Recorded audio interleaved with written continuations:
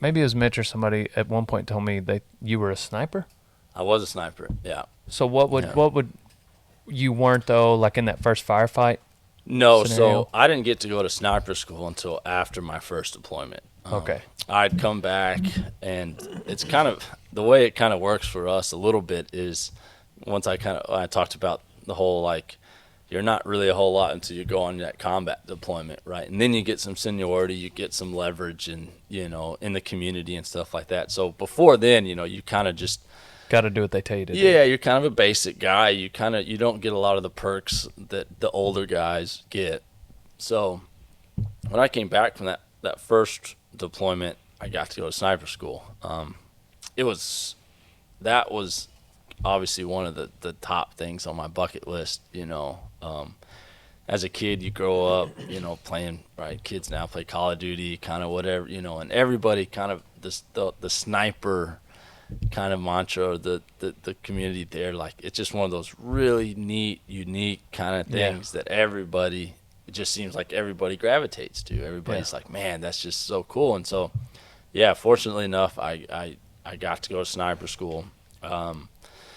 Sniper school is another 3-month long course. I did it out there in California. I said that up until I went to recon school was the hardest thing I'd ever done. When I got to sniper school, that was the new hardest thing. Wow. I'd ever done. Dang. Yeah, yeah.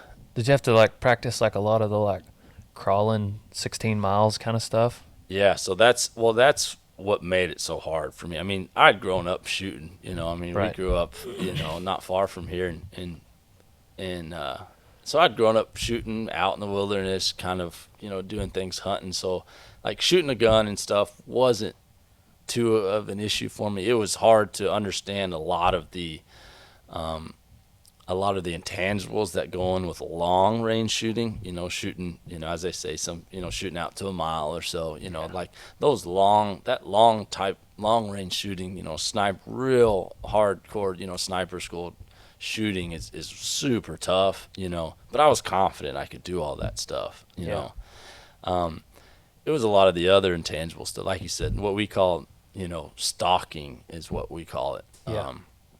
Which is obviously the technical term for it. But yeah, that was hard. We did a lot of that.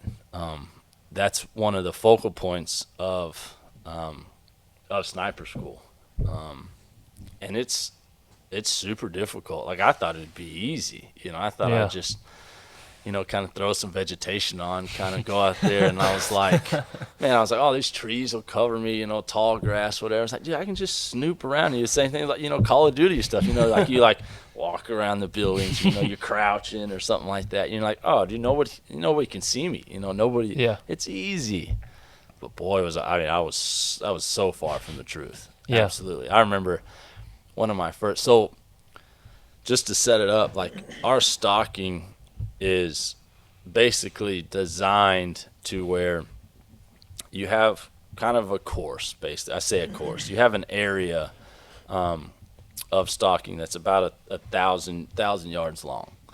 The instructors sit at the very end of that on top of one of our big trucks, which we call a 7-ton, and they sit up there with binoculars.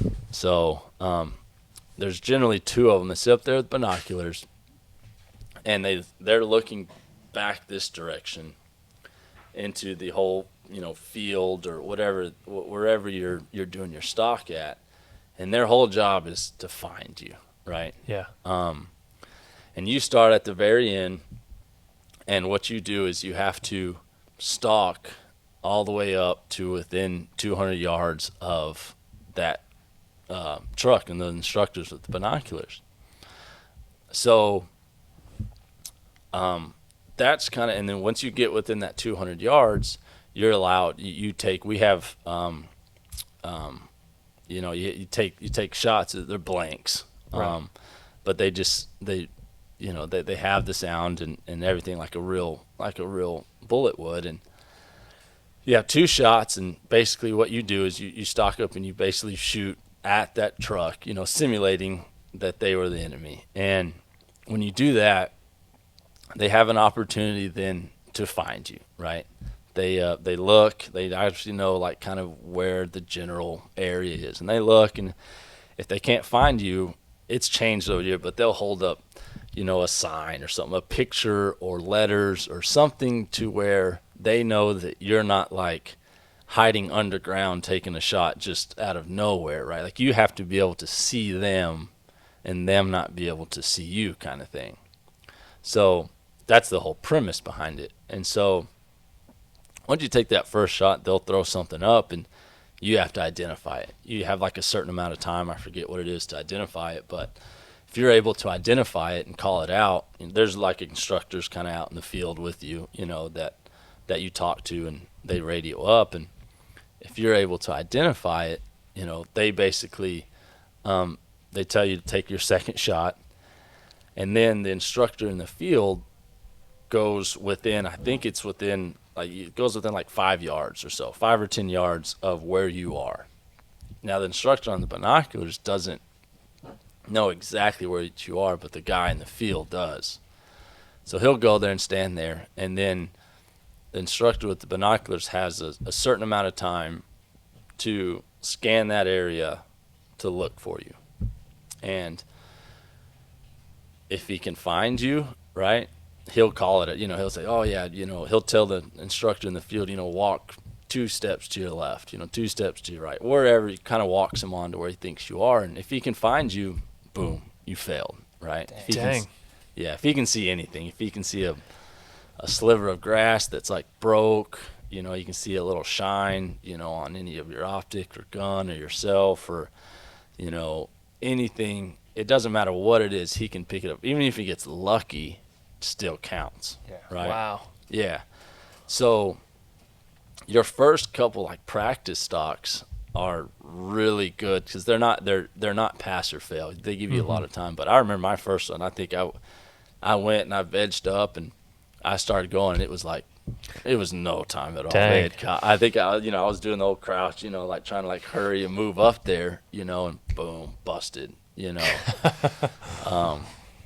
they had busted me a few times on, because like I said, I had the complete wrong mindset. Like this is a deer. Like Yeah. surely if I can fool a deer who's got better senses than a human, maybe I can fool a human.